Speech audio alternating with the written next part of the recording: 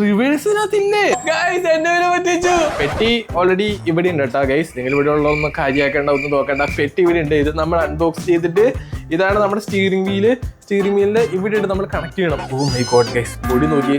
പിന്നെ നമ്മൾ gear shifter ഒക്കെ ഉപയോഗിച്ച്, നിങ്ങൾക്ക് അറിയാലോ, എനിക്ക് വലിയ കാര്യമായിട്ട് ഓടിക്കാൻ അറിയില്ലത്, പക്ഷെ നമ്മൾ ഓടിക്കും ഗൈസ്. ഗിയർ ഷിഫ്റ്റർ വെച്ച് നമുക്ക് ഓഫ് റോഡിംഗ് ഒക്കെ പോകാൻ നേരത്തില്ലല്ലോ. ഫോഴ്സ 6 നമുക്ക് ഗിയർ ഷിഫ്റ്റർ ഒക്കെ മാറ്റി പയ്യെ നൈസായിട്ട് ഓടിക്കാം. ഇതാണ് നമ്മുടെ ഗിയർ ഷിഫ്റ്റർ.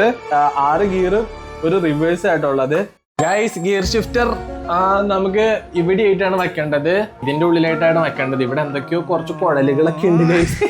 സെറ്റാണ്. ഇനി ഗിയർ മാറി ഞാനുണ്ടല്ലോ ഒരു പ്രോ ഡ്രൈവറായി മാറും. പ്രോപ്പർ ഞാനൊരു മെക്കാനിക് ആയിട്ടുണ്ട്. സെറ്റ് ആയിട്ടുണ്ട്. ഗിയർ ഷിഫ്റ്റർ ഞാൻ എന്തായാലും വെച്ചിട്ടുണ്ട്. Oh my god guys, finally ഉണ്ടല്ലോടാ ഞാൻ നമ്മുടെ ഫോർസ ഹൊറൈസൺ 6 ഓപ്പൺ ചെയ്തിട്ടുണ്ട്. വർക്ക് ആവുണ്ടോ നമുക്ക് നോക്കണ്ടേ. ക്ലച്ച് ഞാൻ ചവിട്ടിയിട്ടുണ്ട്. ഫസ്റ്റ്, അയ്യോ സെക്കൻഡ് ആണോ? അയ്യോ ഗൈസ്, 5th 6th റിവേഴ്സിനകത്തില്ലേ ഗൈസ്? എന്നെ പറ്റിച്ചു.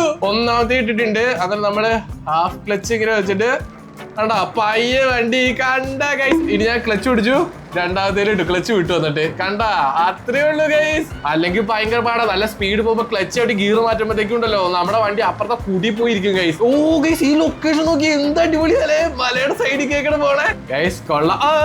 കാട്ടിലോട്ട് പോലെ നൈസായിട്ട് വിളക്കി കണ്ടാ.